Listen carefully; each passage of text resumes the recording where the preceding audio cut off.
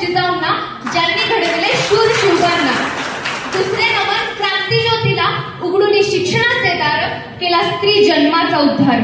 कशी विसरू माता रमाईला, उपकार तिचे फिटता फिटेना, त्याविले तिने सर्व काही फक्त आणि फक्त आम्हा लेकरांच्या पायी. नमस्कार, मी सुरभी प्रियंका संतोष कसबे. आज क्रांतीज्योती सावित्रीबाई फुले, राष्ट्रमाता जिजाऊ आणि फतिमा शेख यांच्या संयुक्त जयंतीनिमित्त आयोजित कार्यक्रमासाठी आपण इथं उपस्थित आहोत. मित्रांनो, तो काळ वेगळा होता. तो काळ वेगळा होता ज्या काळी फक्त दूरदर्शन होतं. आपल्या अवतीभोवती काय चाललंय हे आपल्याला कळतच नसायचं. पण आता काळ बदललाय. अगदी एका बटनाच्या क्लिकवरती सगळं काही समोर येतं. आपण म्हणतो की शिवशाही पुन्हा यावी, शिवबाईंनी पुन्हा जन्म घ्यावा, जिजाऊ घराघरात जन्मावी. पण या ज्या महान व्यक्ती होत्या ना, त्या फक्त व्यक्ती नव्हत्या, तर एक प्रवाही विचार होता.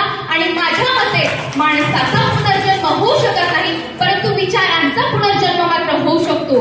जर यांचे विचार आपण येणाऱ्या पिढ्यांमध्ये रुजवले तर घराघरात जिजाऊ, शिवराय, सावित्री जन्माला येतील. मित्रांनो, स्त्रीपणाचा भूगोल जितका मोठा आहे ना, त्याहूनही मोठा त्याचा इतिहास आहे. आज आपण अनेक वास्तुशिल्प पाहिल्यानंतर त्यावर रेखाटलेली सर्वाधिक स्त्री शिल्प हेच दाखवून देतात की तत्कालीन समाज हा स्त्री नेतृत्वदायी होता. राष्ट्रमाता जिजाऊने देखील राज्यकारभार सांभाळला होता. समता, न्याय, बंधुता प्रस्थापित केली होती. जेव्हा दुष्काळ पडला तेव्हा आपल्या राहत्या वाड्यातील विहीर त्यांनी सर्व जाती जमातीच्या लोकांसाठी खुली केली होती. पुढे महात्मा ज्योतिराव फुलेंनी जिजाऊ चरित्राचा अभ्यास केला होता. त्यांनी जिजाऊंवरती अनेक पोवाडे रचले. ज्योतिराव फुले आणि सावित्रीबाई फुले यांच्यावरती जिजाऊ चरित्राचा प्रभाव होता. म्हणूनच की काय, त्यांनी आपल्या घरातील पाण्याचा हौद सर्व स्पृश्य लोकांसाठी खुला केला होता. पुढे जे महात्मा ज्योतिराव फुलेंना गुरु मानायचे असे डॉक्टर बाबासाहेब आंबेडकर यांनी 14 तळ्याच्या पाण्यावरती सर्व लोकांचा समान अधिकार प्रस्थापित केला होता. हा असतो विचारांचा आणि संस्कारांचा प्रभाव. म्हणूनच म्हणतात विचार क्रांती घडवू शकतात. मित्रांनो, या महान मानवांनी, या महान स्त्रियांनी समाजासाठी लढताना कोणत्याही प्रकारचा भेदभाव केला नाही. सावित्रीबाईंनी सर्वच जाती धर्माच्या मुलींना शिक्षणाची दार उघडून दिली. राष्ट्रमाता जिजाऊंनी बहुजनांचं 18 जातींचं स्वराज्य निर्माण करण्याचे स्वप्न शिवरायांच्या मनात रुजवलं. पण मित्रांनो, गेल्या 5-6 वर्षांपासून नवीन प्रथा समाजात दिसून येते. अन्यायग्रस्त व्यक्ती किंवा अन्यायकर्त्या व्यक्तीचा जात कर्म बघून त्याला पाठिंबा द्यायचा, त्याला विरोध करायचा हे ठरवलं जातं. एक समाज आंदोलन करतो तर इतर सर्व शांत राहतात. आम्हा मुलांना हे दिसतंय आणि समजतंय सुद्धा. अशा वेळी छत्रपती शिवराय आठवतात, राष्ट्रमाता जिजाऊ आठवतात. त्या काळी कोणत्याही स्त्रीकडे वाकड्या नजरेने बघणाऱ्याचे सर कलम केले जायचे. अहो, शत्रूच्याही स्त्रीला साडीचोळी देऊन सन्मान करणारा माझा राजा आणि त्याच्या मनात हे संस्कार रुजवणारी ती म्हणजे राष्ट्रमाता जिजाऊ. पण आज या संस्काराची कुठेतरी कमतरता आहे असं वाटत. आम्ही जिजाऊच्या, सावित्रीच्या लेकी म्हणणाऱ्या आपण मुली खरंच सुरक्षित आहोत का? लेकी सोडाव, जिजाऊ, सावित्री तरी सुरक्षित आहेत का? मुलगी आईच्या गर्भातच सुरक्षित नाही. पुरुष प्रधान संस्कृतीमध्ये स्त्रीला गर्भातच मारलं जातं. मग एक स्त्री स्वतःच्या भावना अशा प्रकारे व्यक्त करते. ऐका. मैं कली हूं, मैं फुलवारी हूं, मैं स्त्री हूं, मैं नारी हूं, मैं दर्शन हूं, मैं दर्पण हूं, मैं नाद हूं, मैं गर्जन हूं, मैं बेटी हूं, मैं माता हूं. पुरुषों की इस दुनिया ने मुझे कैसे नियति दिखलाई, कभी जुए में हार गए तो कभी अग्नि परीक्षा दिलवाई. क्यों घनी अंधेरी सड़कों पर चलने से मन घबराता है. मैं डरती हूं, मैं मरती हूं, मैं स्त्री हूं, मैं नारी हूं. मुझ पर प्रश्न उठाने वालों, याद रखना आखिरी गलती आपकी भी हो सकती है. कल सड़क पर बेसुध बहन या बेटी आपकी भी हो सकती है. कल सड़क पर बेसुध बहन या बेटी आपकी भी हो सकती है. मित्रांनो, काय चाललंय या देशात? 2 जातींमधल्या संघर्षामध्ये 2 स्त्रियांना निर्वस्त्र करून त्यांची धिंड काढली जाते. अहो, एवढंच काय, जेव्हा संविधानाची तोडफोड होते तेव्हा आंदोलन करणाऱ्या आमच्या माता भगिनींना अमानुषपणे मारहाण करण्यात येते. दिनेश फोगाट ज्यांनी तिरंग्याची शान सराय जगासमोर वाढवली, त्यांचं शोषण होतं. तेव्हा न्यायासाठी त्यांना आंदोलन करावं लागतं. त्यावेळी त्यांना फरफटत नेलं जातं.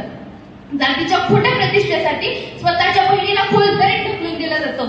संविधानासाठी लढता लढता एका युवकाला तुरुंगातच शहीद व्हावं लागतं, तर कुठे लेकीला बापासाठी न्याय मागण्याची वेळ येते. आज समाजामध्ये दिवसाढवळ्या खून, बलात्कार, जातीय दंगली, धार्मिक दंगली अशा घटना वाढतच चालल्या. आज खऱ्या त्या महान मानवांना, या महान स्त्रियांना समजून घेण्याची, त्यांच्याकडे बघण्याचा दृष्टिकोन बदलण्याची. सावित्रीबाईंनी फक्त त्या ज्या समाजाच्या होत्या त्याच समाजातील मुलींसाठी शाळा काढल्या नाहीत, सर्वच जाती धर्मातील मुलींना शिक्षणाची दारं उघडून दिली. डॉक्टर बाबासाहेब आंबेडकरांनी कोणत्या एका समाजासाठी संविधान लिहिलेलं नाही, त्यात सर्वांनाच मूलभूत अधिकार दिले. ते आपल्या सर्वांचं सुरक्षा कवच आहे. म्हणूनच आम्ही भारतीय लोक, we the people of India, म्हणजे आपण ते स्वतः प्रत्यर्पण केलेलं आहे. ते आपलं संविधान आहे. म्हणून जेव्हा त्याचे अवहित होते तेव्हा सर्वांनीच आवाज उठवणं गरजेचं होतं. पण दुःखाची गोष्ट तर ही आहे की आपण या महान व्यक्तींना सुद्धा वाटून घेतलंय. हे विश्वची माझे घर म्हणत रयतेसाठी, देशासाठी पोटची लेकरामाती आट करणारी ती मंडळी, आणि हे आमचे आहेत ते त्यांचे, आम्ही हे नाही आम्ही ते म्हणणारी आपल्यातील काही मंडळी. अशा लोकांचं वाचन, ज्ञान अपुर असतं किंवा त्यांची बौद्धिक पात्रता या थोर व्यक्तींना समजून घेण्याची नसते.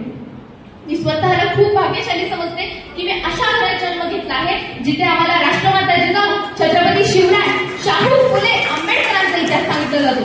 विद्येची खरी देवता सावित्रीबाई आहेत, जिने आपण शिकावं म्हणून अंगावरती दगड, गोटं, शेण झेललं हे सांगितलं जातं. अहो, बाबासाहेबांचं आणि माता रमाईंचं नाव घेतल्याशिवाय तर आमचा दिवस उजडतही नाही आणि मावळतही नाही. म्हणूनच अशा आमच्या घरात मुलगा मुलगी असा भेदभाव नाही. स्त्रीला मान आणि सन्मान दिला जातो. अशा आई वडिलांच्या पोटी मी जन्म घेतला हे मी माझं भाग्य समजते. या प्रसंगी मला महिलांना एक सांगावंसं वाटतं, आपण जिजाऊंच्या, सावित्रीच्या लेखी आहोत, ही गोष्ट आपण लक्षात घ्यायला हवी. ही गोष्ट आपल्याला नेहमी संघर्षाची प्रेरणा देईल. कारण ज्या मुलीची आई इतिहास रचू शकते ती मुलगी कमजोर असूच शकत नाही. सावित्रीबाईंचा, माता रमाईंचा, राष्ट्रमाता जिजाऊंचा आदर्श डोळ्यापुढे ठेवा. वेळ प्रसंगी स्वतःचे रक्षक स्वतः बना, शिक्षित व्हा, इंडिपेंडेंट व्हा आणि रणरागिणींच्या त्यागाची जाणीव ठेवा आणि समाजातील वाईट प्रवृत्तींना ठणकावून सांगा. मैं बेटी हूँ, इस भारत की बेटी हूँ. मैं अबला नहीं, मैं बेचारी नहीं. मैं बेटी हूँ इस भारत की. मैं बेटी हूँ इस भारत की.